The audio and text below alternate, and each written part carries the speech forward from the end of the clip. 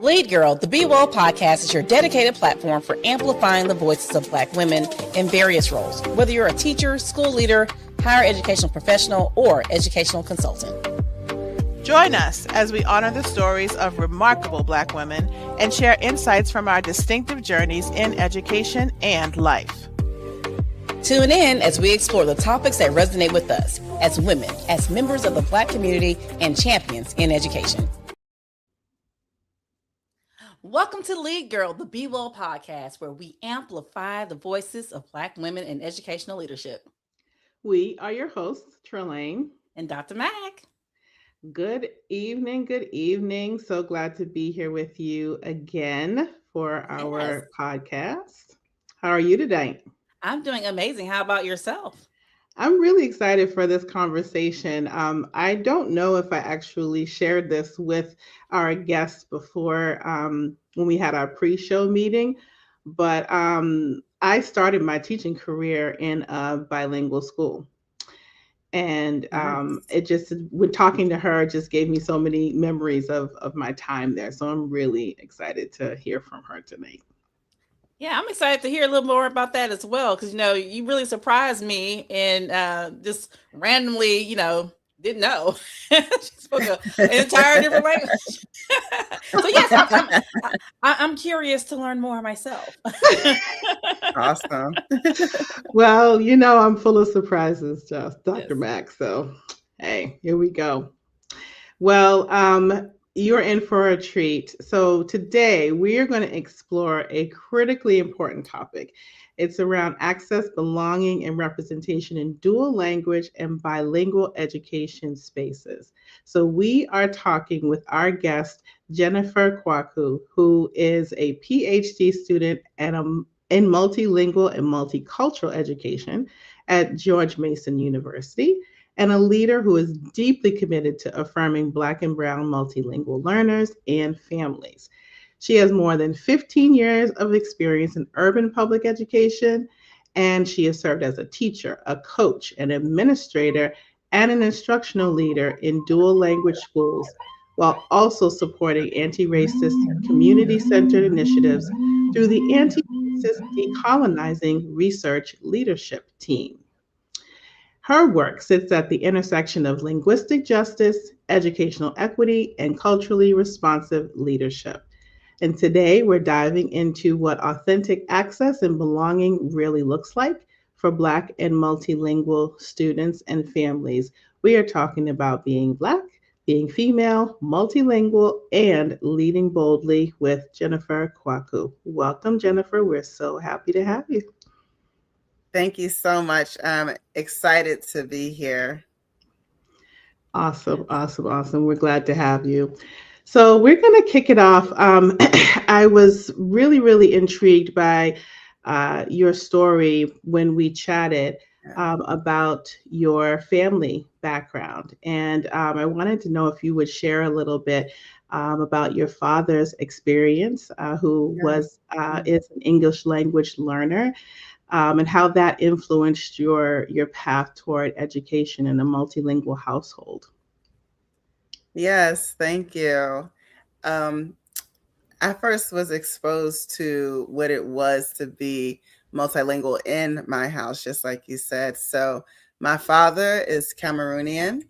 He is of the Bamileke ethnic group. So he is a polyglot. He speaks English, Spanish, Bamileke, French. He learned French and Bamileke around the same time growing up as a child. My mother, English, French. It was their love of French or their ability to speak French that connected them. And so, growing up in a household where primarily my father would speak multiple languages, depending on who he was talking to, a family member, a friend, or, trying to get a job during an interview or something like that, I was able to see how different aspects of his identity would come out even more. What was even more striking to me and what stuck with me is how he was perceived. Not because he knew multiple languages, but because he still has a really strong accent. And I saw how individuals would discriminate against him, would make negative assumptions about his ability, his intelligence as a Black male migrant to this country. And sometimes I would serve as a language broker for him, even though he could speak English. And for me, I could understand him, but others, either they couldn't, and sometimes they just didn't want to be patient enough to listen. And so I would be the person sometimes that I would speak and help others understand what he was saying. And again, because of his accent, people would second guess his intellect. And I still see some of that happening today. And so seeing that type of linguistic discrimination happening at such a young age, before I even knew that was a thing, it definitely developed my awareness for and empathy for differences across on various planes, including language. So that's where my journey and my interest, my passion for multilingualism and multilingual education started, wanting to ensure not only that everyone, especially people that look like us, are Black children, have an opportunity to get all of the benefits of being multilingual. It ranges from cognitive benefits, being able to make decisions more efficiently. Your brain becomes more flexible, but also opportunities that come in careers, opportunities to create relationships across differences, across nationalities. But also it's important to ensure that when we think of what a multilingual looks like, we also think of Blacks as multilinguals. So these are the reasons I was really, really passionate about multilingualism. And it did start growing up with an English language learner in my household and seeing how he struggled and navigated and was successful. But having to overcome that barrier that was really put on him as someone who spoke multiple languages, but just sounded differently than others here. Yeah. And you said so much that I think a lot of us even see in classrooms, and how even some of our students, like as you were just speaking, I was just thinking about just experiences that our students may feel. So I love this perspective that you're bringing to us. Now there are a lot of terms that are used, from state to state in education, but just around bilingual education. So bilingual education, you got dual language, immersion programs. Here in Texas, you would say emerging bilinguals here. Can you help us understand like the differences and why those distinctions really matter? Yeah, that's a really good question, because a lot of times, as you're alluding to, Dr. Mack, these terms are used interchangeably, and they are very similar.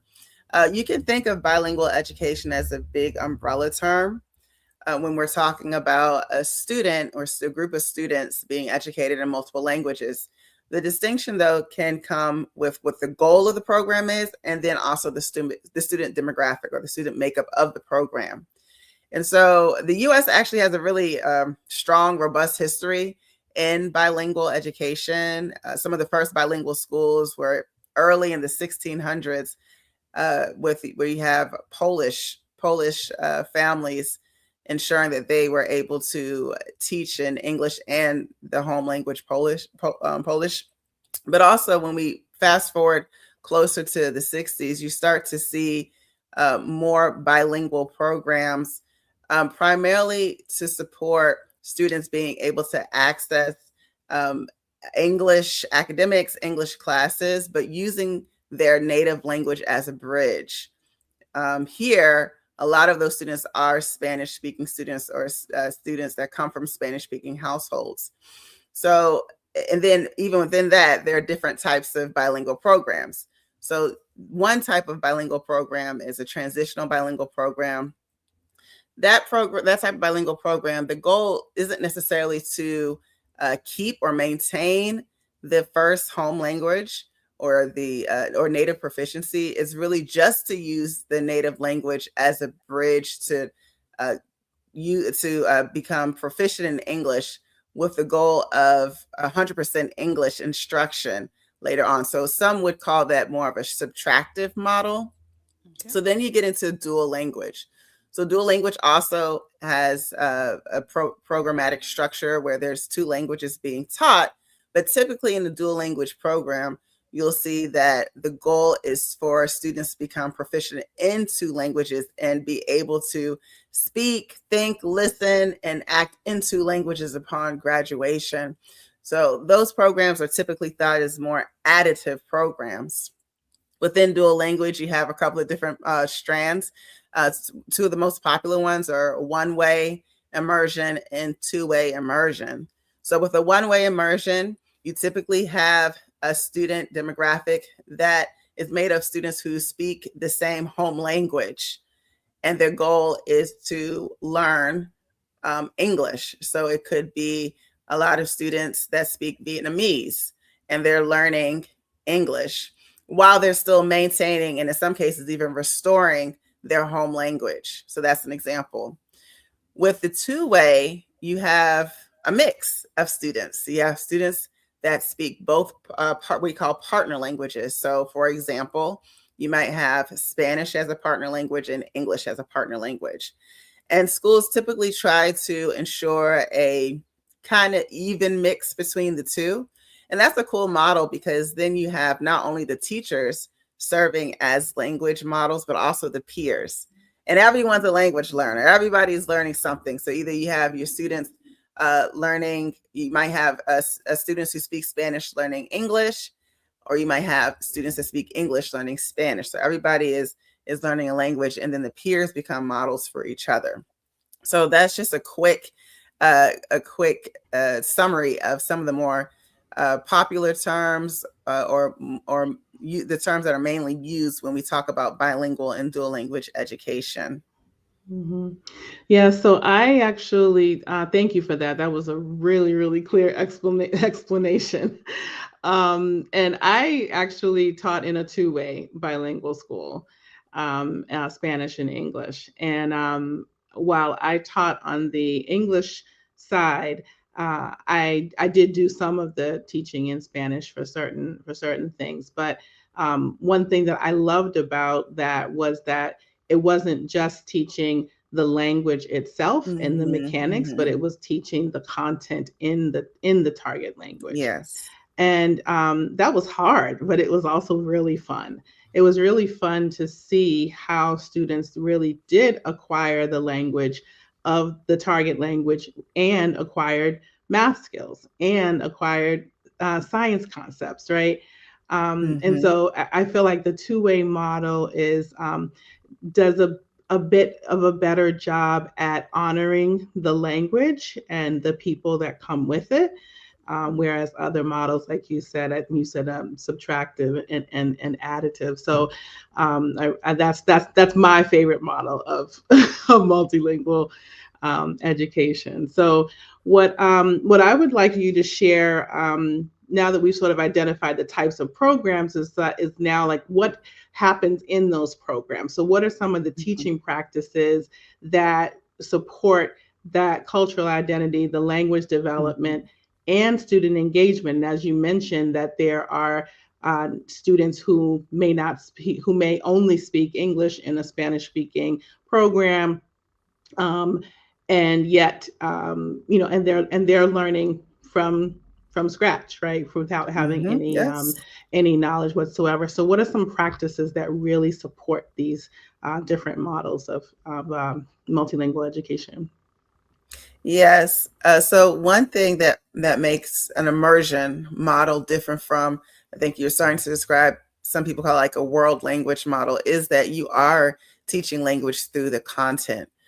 So this is separate from, many of us, when we went to high school, if we didn't go into an immersion program, maybe we had to take a foreign language in order to get certain credits for a type of high school diploma. That's more like a world language. You might take a language for 30 minutes to 45 minutes a day, something like that. With an immersion program, you are using the content, the disciplines as the vehicle to learn language. So a key aspect of that's different from a standalone world language program is making sure that the language of instruction is staying consistent, whatever that model is for that school, that program. So it ranges. You can have schools that take on, or strands that take on 100% immersion. So that means 100% of the day, your students are learning what that target language is. So let's go to your example, the school that you taught at, Trelane. So, in your school, especially for the younger students, that tends to happen with maybe the pre-K, kindergarten, early childhood education, maybe their whole day is in that target language of Spanish. Then as you go up in the grades, especially in this country where high stakes testing is so super important, you'll start to have the other partner language come in. In Trelane's case, that was English. So you might go to a 50-50 model. So you'll have 50% of your day or week in one language, and then the other 50% in the other language. And different schools do it different ways. You can split the day, split the week. You can alternate weeks, but it's that language, being immersed in that language of instruction is super important. So what that looks like, again, it varies depending on the school. Not only do I teach and lead and support a dual language school in DC, my son also goes to a language immersion program too. He's also in the Spanish and English program. And so for some of these schools, the teacher tends to not, we say not break language, but that is evolving. So when I first got into the field, it was a no-no. If you are teaching a Spanish class and you're teaching Spanish, you do not break language. And then same thing for the English teacher. But now we are becoming more open and receptive to what we call a pedagogy of translanguaging. And this is super important, especially for exactly what you said. What about the students who aren't able to express themselves, or they're not able to show up fully in a target language they have very little to no proficiency in or usage of? So translanguaging is an intentional move or strategy by teachers and schools to ensure that the home language, whatever that is respectfully incorporated into the day, with supports, with scaffolds, with translanguaging loops to make sure it also supports the acquisition of the target language. So that could look like, okay, it's time to write a paragraph that summarizes what you learned in a book. Maybe as a teacher, and you want to do it in the target language, let's say the target language is Spanish. The teacher could allow the student to brainstorm, do their pre-writing, write an outline with the language buddy in English so they can get their thoughts out. And then the teacher can put supports in place to help the student then create a Spanish composition. So that's a very small example of what translanguaging is. But the mindset is important, that all languages are valued. This is especially important, and I know we'll get into this a little later, for our Black students and speakers of Black English or African American vernacular. One reason there is a discrepancy in experiences within dual language and bilingual programs is because speakers of African American English or Black English, they're not necessarily seen as legitimate English speakers. And so this causes a space where it creates a space where Black students may not feel, and their families may not feel like they have a sense of belonging. This is not for them. And then they may elect to withdraw from the school or not even try. And so as we, as dual language, bilingual education professionals evolve our practices, this is something that we need to keep in mind. And we need to consider pedagogies like translanguaging to ensure that we can honor all of our students' rich linguistic backgrounds and what they bring to the classrooms, and make sure we are not closing anyone out because of a dialect or a language variety. Yeah, you brought up something that was really important. I don't think that a lot of us, when we think about education and talking about,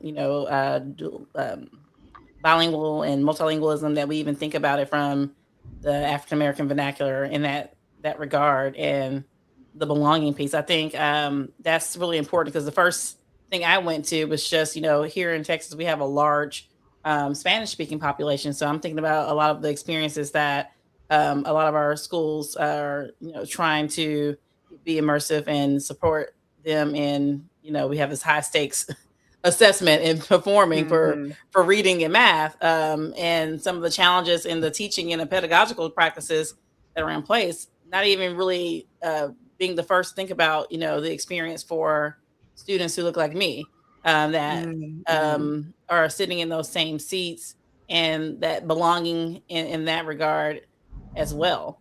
And so I think that that's definitely, for me, it was a great point that came up, and I'm sure for those who are watching, I'm not sure if that's ever been a conversation. Like, I don't think I ever recall having one in this regard of talking about bilingualism and multilingualism in that regard of discussing it in our educational context. Now, I've seen, different chats or podcasts just outside of the education ecosystem, talk about just, African American vernacular in spaces, but not necessarily at the level that you just explained.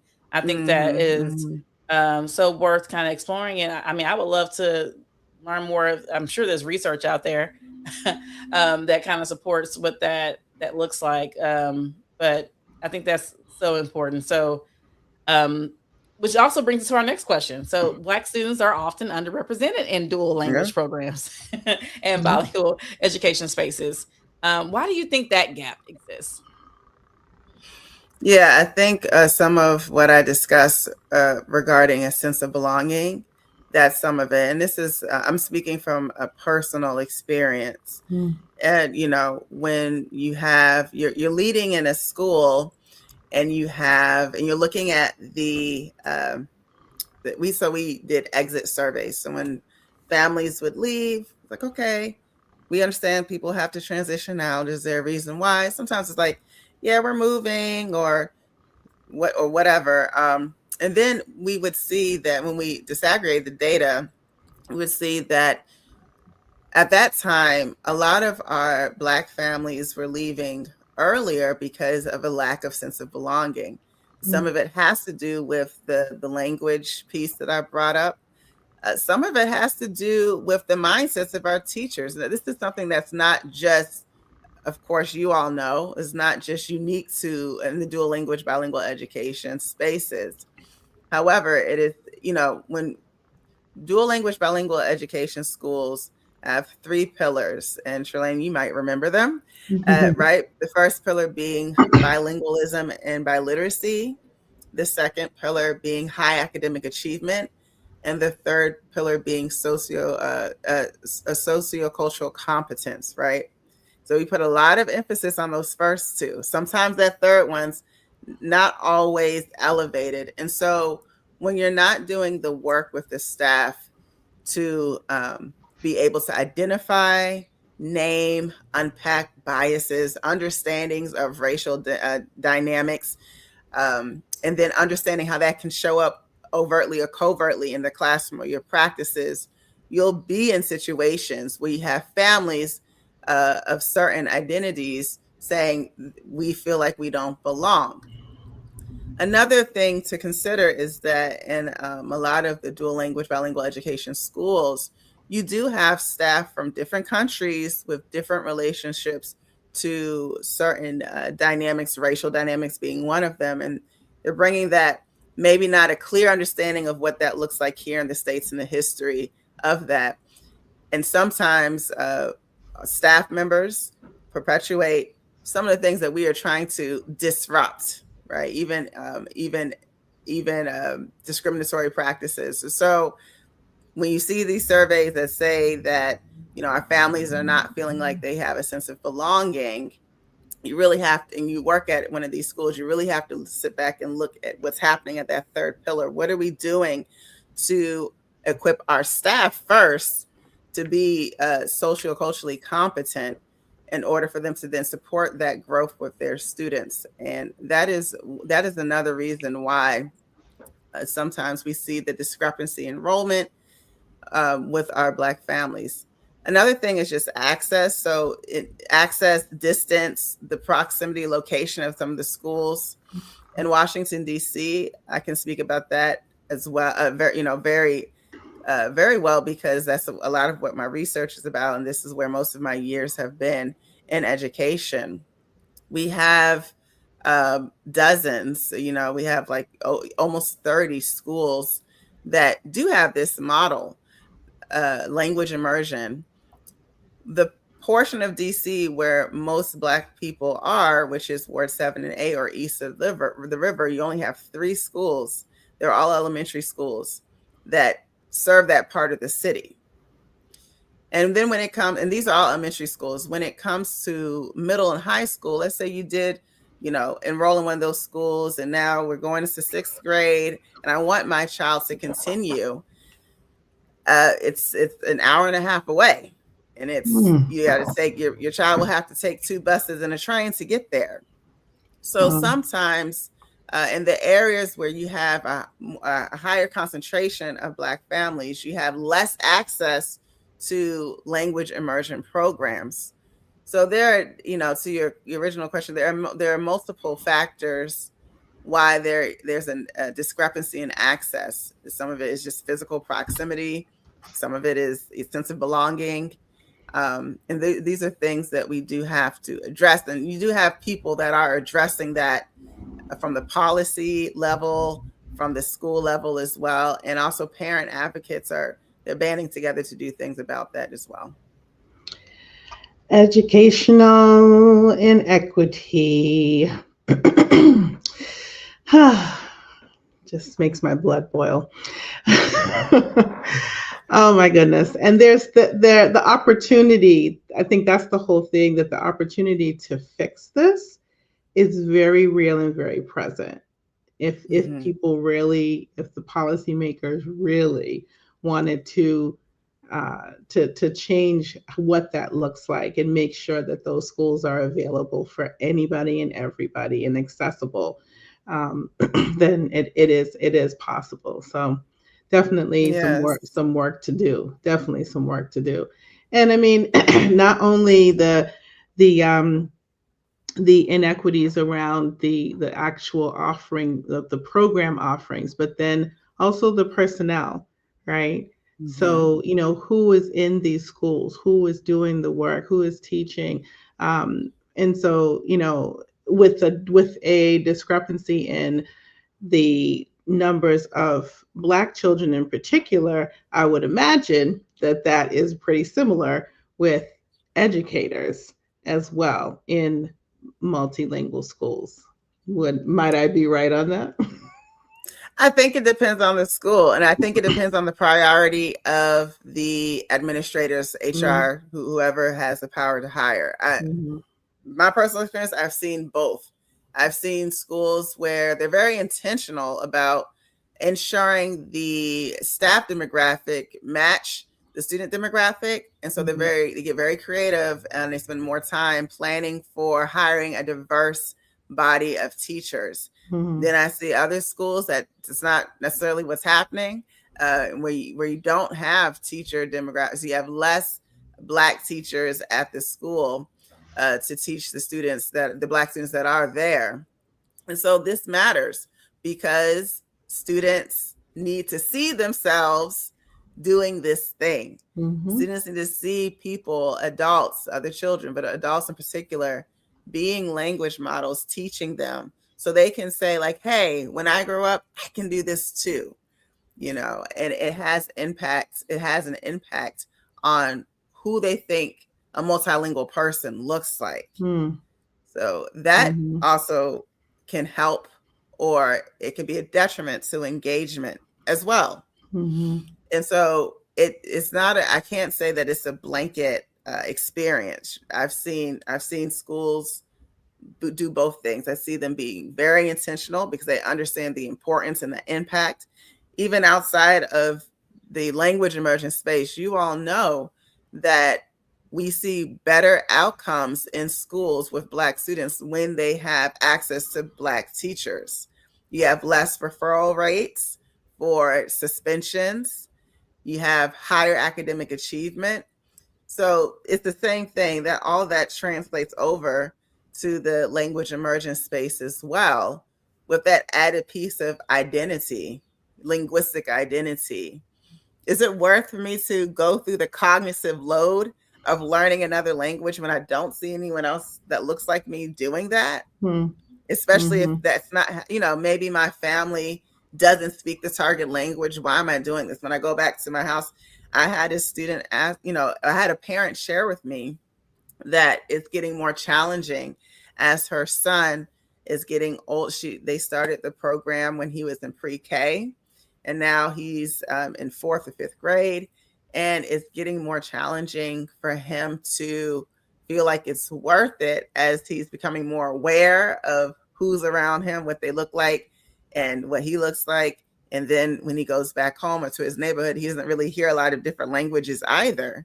So representation matters. It matters for our children. It matters for our Black children to see adults that look like them, that love them, and also are invested in learning multiple languages too.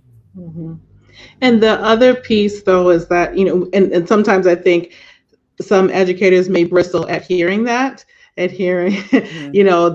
as if to say that educators who don't look like the children cannot have an impact. And that's not what we're saying. I just want to make sure that we put that out there, because that definitely can be a part of the narrative. That's not necessarily true. And in bilingual and multilingual schools and programs, you do not have to be multilingual to work in those schools. So can you talk a little bit about that piece and how just the knowledge of that could be really helpful? That's correct. You don't have to be, but I would say that you need to have some type of interest in learning and growing. And I think the fact, if you come in as an English speaker, and you're not proficient in a second language, but you come in as a learner of a second language, third language, or whatnot, and the students see that, that's such a powerful model. But certainly you don't have to be fluently bilingual, or you don't have to be a fluent multilingual to be successful in a dual language school or a language immersion school. There's so many spaces and roles and positions. It takes a village. And sometimes that role doesn't have to be that you're a fluent multilingual speaking multiple languages to children all throughout the day. But what's really powerful is that the students see you trying. So when I also taught in a 50-50 Spanish English elementary classroom, and at that time I did grow up. English was my first language. I learned French as well. Of course, because I wanted to be able to connect with my family in Cameroon. But I didn't go to a French immersion school to start my journey as an educator. I went to a Spanish English immersion school. And so there were a lot of families I wasn't able to speak to. It's just even some staff who were monolingual Spanish speaking, I wasn't able to connect with. But the thing was, I took it upon myself to learn the language, and I was very public about that. The students knew I was trying. The families knew I was learning. I had some of my favorite families. They would invite me over. They're from El Salvador. They invited me over for dinner so I could practice my Spanish. I ended up going to see him graduate, cross the stage when he graduated from high school. So we stayed in contact for multiple years, but they saw me trying. And that was so important for students who don't come from homes where they're hearing multiple languages. They see an adult that's taking the risk. They're more likely then to take the risk, because learning a language and speaking in front of people and putting yourself out there to be judged, that's a risk. And if they see you taking the risk as an adult, the students are more likely to do the same too, which then it all ties into each other, which then helps them produce more language, which then helps them become more proficient in the target language. So whether you're coming at it as a fluent multilingual teacher or a maybe monolingual teacher who is learning proficiency in a second language and they see you trying, you can teach through your efforts. Your effort is as big as the teacher as the language itself. I love that line. Your efforts are as big as the language itself. That's great. Yeah, I think that's a real thing. I even remember myself in supporting teachers. Of course, I was one in the technology space, but in supporting the integration and leveraging it to help maximize and personalize the experience, that I would bring in things to help them, to help with either translating, but those students did feel like when you were just trying, even if they laughed at the accent you had and you said it wrong, but the joy of the effort, like you said, really opened them up to want to take that risk, because a lot of times kids will be quiet and reserved in spaces, and they don't always feel comfortable because kids can be not as nice sometimes to each other when someone's speaking a language for the first time and may say words that sound different and can be a little mean, and so they get more reserved in trying to speak. But I'd love the fact of the effort from the educator, because I think that's really important, because they do see you trying. And I just remember the joy just when I'd done it myself with students in those spaces. I was supporting those classrooms, and just the joy that was behind the eyes, the small little things. But yeah, I think that's just a phenomenal thing to put out there. It's not always easy, but because I am not bilingual, like the two of you. I call my second language is in computer science. Which is, now that is another language for sure. Well, I would say some of us are multilingual and we don't even know it, right? So I don't know about you all, but when I was younger, my mom taught me when I'm supposed to code switch, just like the same thing, right? So when are you supposed to speak proper English, when you're able to speak comfortably. Now we call it, African American vernacular. I don't know what we called it back then. We just called it, this is how we talk. We didn't, I don't know if we had a name, Yeah, we Ebonics, but it became Ebonics eventually. Ebonics, yeah. But being able to go back and forth, and this is what we're talking about when we're saying adapting a mindset of translanguaging and respecting the linguistic repertoire of all of our students. Even when you speak, however you speak at home or from around the way, depends on, and it all sounds different depending on where you are in the country. But that vernacular, that dialect, it's a language too. So you might be multilingual even without the computer science. You might have been multilingual without even identifying yourself as such. Trelane would identify me as probably multilingual, being from Texas. I mean, you said it, not me, but well, I used to live in the DMV as well, and so I definitely feel like there are multilingual Black people in the area. There were many terms that I was like, that word doesn't mean the same thing in Boston. Okay. Yes. True. Yeah. Oh, so boy. A lot of us are fluent in code switching and all those languages, right? Even if we don't necessarily identify or elevate it to the same level as of standardized language or standardized English, excuse me. Yeah. So go ahead. No, go ahead. You got it. No, I was just gonna say, you did learn Spanish, and you were multilingual prior to learning Spanish, and so as a Black multilingual woman leading in a predominantly Latino bilingual space. That's a mouthful. Yes. You have to talk to us about some of the challenges that you have faced, and whether or not you had some moments where you had some belonging issues in your leadership.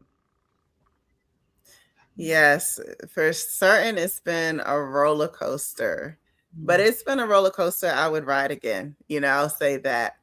And so I think it's super important whenever you're in a space where you are minoritized, or you see yourself as, you're not represented as much as other groups, you definitely have to find your people. And certainly I did find my people. I found individuals in the school that got to know me for me, that supported me, I was able to vent to. I found Be Well at a time where I was feeling pretty isolated and alone as a Black woman leading a language immersion school. And certainly there were times where some staff members, not all, some staff members challenged, definitely challenged my credentials, challenged why I was in this position. Did I have a right to be here? I'm a multilingual individual. I wasn't as proficient as some of the others. And so they, in Spanish as some others, so they challenged if I was able to support teachers, if I was able to understand what was happening in the classroom. So many questions that I know other leaders did not have to go through, And so that, at times, certainly it made me question if I was supposed to be at that school at the time. But I had strong relationships with some select people.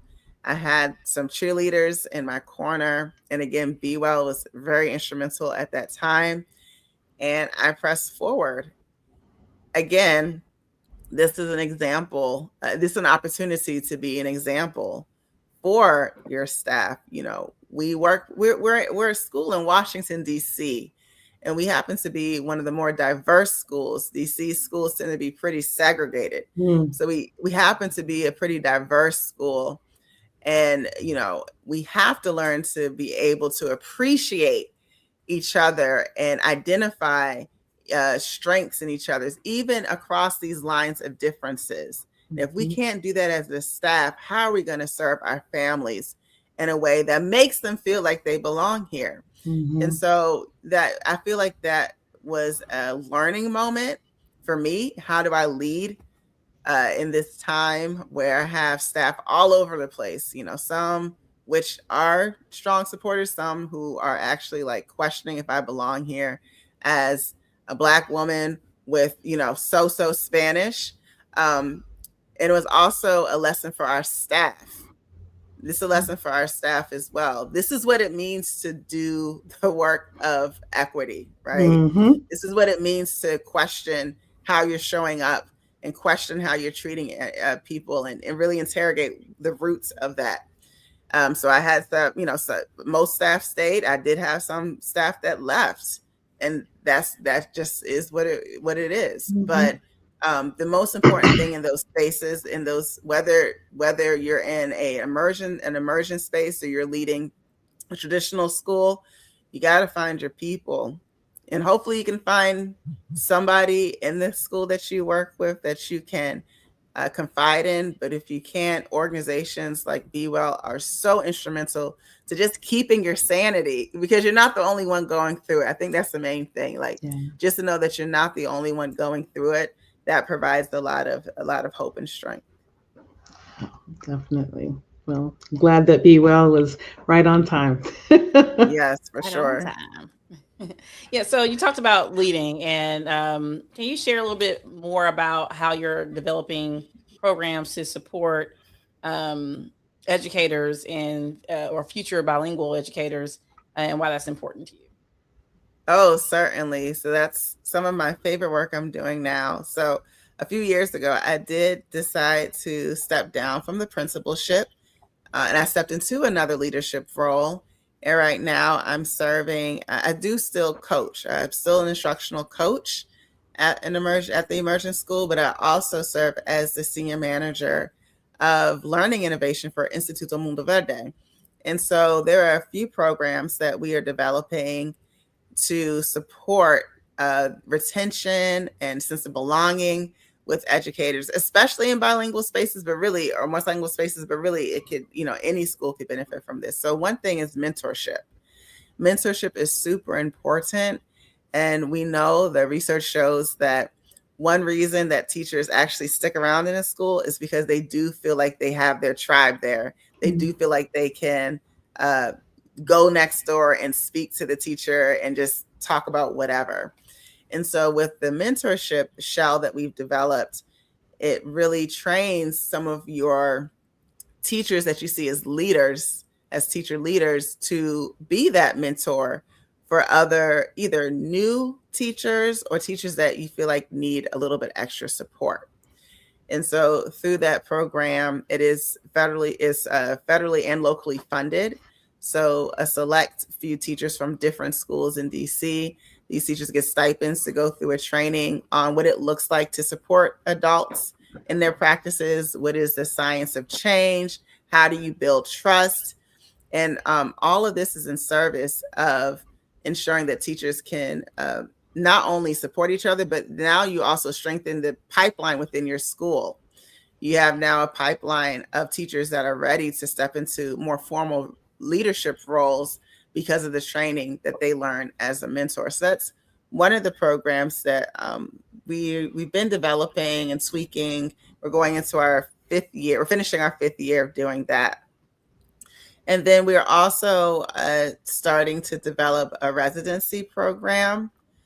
Again, our new teachers are needing a little bit more support than sometimes we're able to provide or we have the bandwidth to provide. So how can you partner with other organizations, whether it's a university, a college, or maybe an EPP, an educator preparation program? How can you partner and bring their content with the special sauce of your school to then create a more formalized program of induction and support for like at least a year? What could that look like? So we're exploring teacher residency programs for our school, and then we're exploring how we can support other schools with that as well. I love that so much. When that gets off the ground, I really want to hear more about that, because that's so important. And I do notice too that many charter schools have these teacher residency programs. So either recruiting folks to come in or growing their own, so to speak.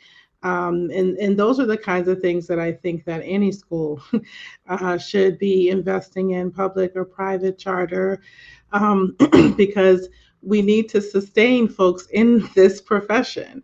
And it's hard enough in education, period, but then it's a whole nother level of hard when you're talking about multilingual education. So I think that that's really, really amazing. But one thing that you said that there used to have federal funding.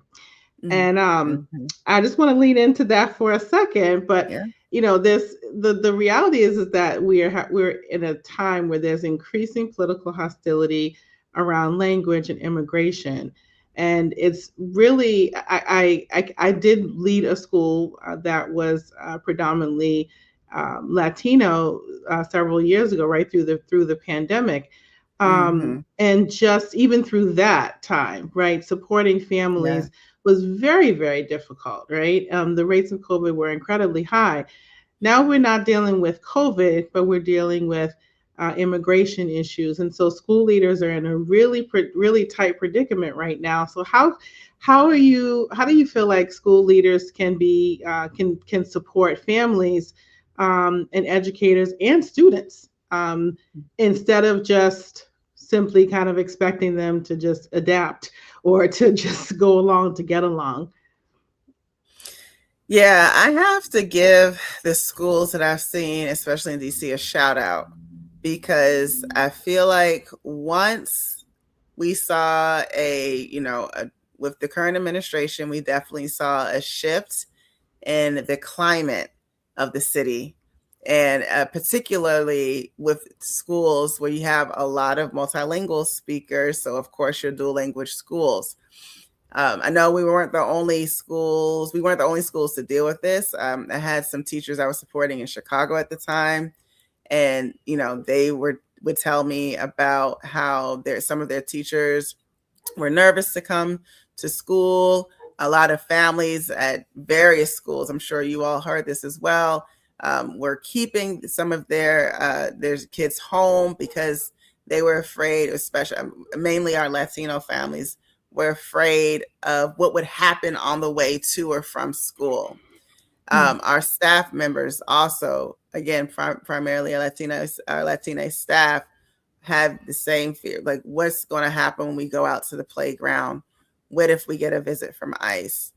There was a time where there was a list of schools that was being circulated that was supposed to be targeted by ICE, and our school was on that list. Fortunately, we did not get a visit, but I do have a colleague at another school where they did get a visit. And so, this was definitely a time where we're supporting our staff and our families, and particularly our Latina staff and families, through a time of fear and uncertainty. And that becomes your primary concern. That is your priority. Mm-hmm. There's not much learning that can happen if there is no or very little sense of safety. Right. And so I applaud the schools, especially our DC schools, for publishing rights. These are your rights. This is what you should do. You don't have to say this. Let the principal take care of it.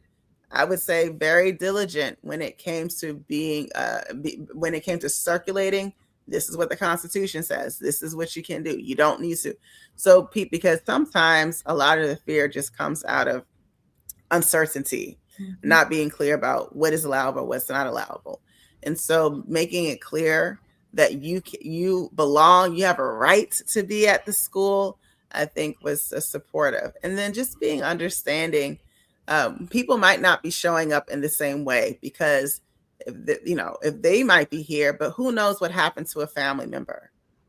Maybe a family member is no longer with us in this country. These things are happening. We had some staff members getting calls or requests from families saying, like, if something happens to me, if I can't come to pick up, can you please make sure this happens with my child? Because there was so much uncertainty with getting back and forth home. And so that becomes your primary responsibility. You want to make sure that your staff and your family feel safe. You want to make sure the parameters are set in place so everyone knows what to do. There's no confusion if a visit does come.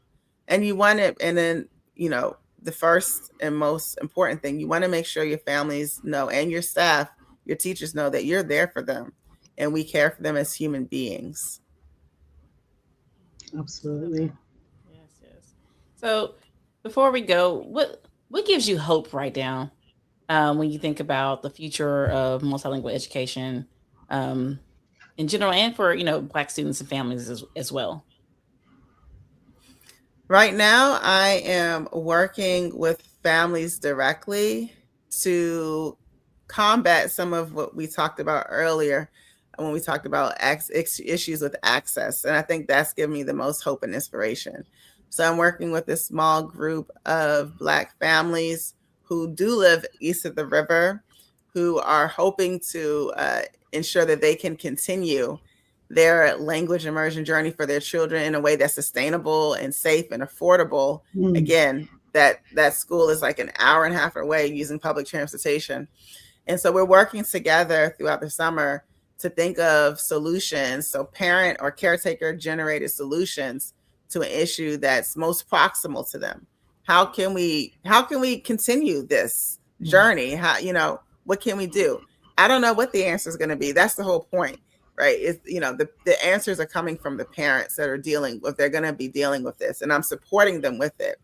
And so the fact that we have parents who already have multiple hurdles to overcome to ensure their students are getting equitable education, they're taking the extra time out to do this work in community and in collaboration with each other. That gives me a lot of hope that, again, we have agency. We might not be we might not be in the same offices as lawmakers and policymakers, but we do have power. And that power is exponentially more effective when we band together, think together, and come up with solutions that will be beneficial for our Black children. And they're doing that work now, and I'm doing it with them. And that right now is giving me, I'm passionate about it, and it's giving me a lot of hope for the future. I love hearing that so much, and that the parents and families are really taking this on, knowing that this is beneficial for their children. And I really hope that they are successful because they deserve to have the kind of education that they feel is best for their children. Jen, thank you so much for sharing your story and your leadership journey and your passion for advocacy in this work. It is so needed. And as we mentioned earlier, this conversation is about equity in education, which is all about access, which is all about ensuring that folks get what they need and what they deserve, and that is not just with the things that they need in school, but it's also the humans that they need in schools, right? And they need to feel that they belong. Folks need to be represented. And your families are now challenging systems that were not actually really designed with their families in mind. And so I really feel that is beautiful that they have you as a co-conspirator in that work. So thank you. Thank you. To all of our Lead Girl listeners, we hope that this episode was yet another that inspired you to think more deeply about language and culture and identity and authentic inclusion, intentional inclusion, and what that really should look like in our schools, regardless of whether you have a multilingual program in your school or not. And leadership is not just about opening doors, it's about making sure that people feel seen, feel valued, and empowered when they walk through those doors. That's so true. Well, we want to thank you all for listening and joining us in Lead Girl, the Be Well podcast, where we amplify the voices of Black women in educational leadership. Be Well is a nonprofit organization open for membership for you to serve and be served. So if you are a Black woman in educational leadership, we are looking for you. You can become a member or support us by visiting blackwomeneducationleaders.com and follow us on social media on X, LinkedIn, and Facebook. Tune in for upcoming episodes on a variety of topics that are sure to be relevant to your personal growth and professional practice. If you enjoyed this or any other episode, please like, subscribe, leave a review, and share it with another leader. We invite and encourage you to give us feedback or request to join our show. Email us at bewellpodcast@gmail.com or reach out to us on social media at leaders_Black. We will see you next time. And until then, lead, girl. You better lead. Have a good night. Good night. Thank Good night. you.